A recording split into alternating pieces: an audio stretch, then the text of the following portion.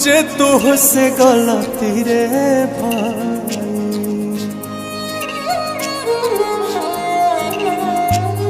एक तो समय आ गई दूजे तुझसे गलती रे भाई।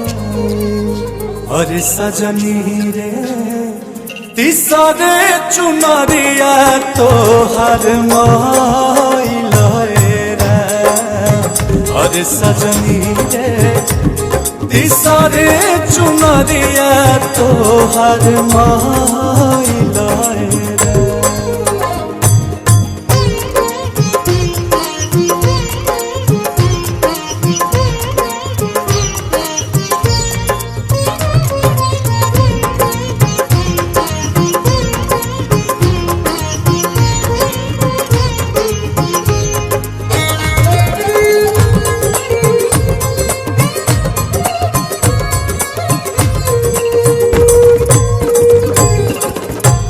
बचपन बितवलू तू तो खेल के नदानी में। हमके भुलाई गईलू जोशला जवानी में। मेरे सैया शरण तेरी सुनो जी प्रभु मेरी। अब नहीं कोइलू कहा मानवा में दुविधा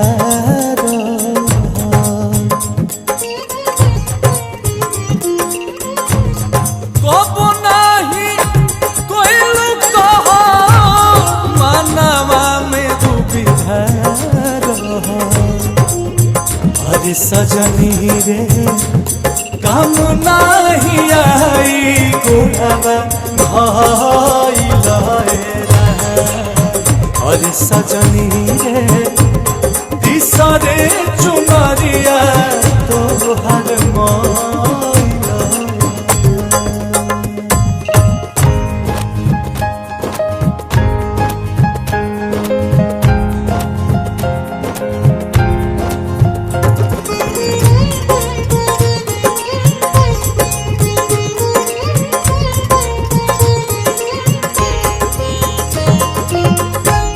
कुछ नहीं हो अब तो रोवाला से रानी।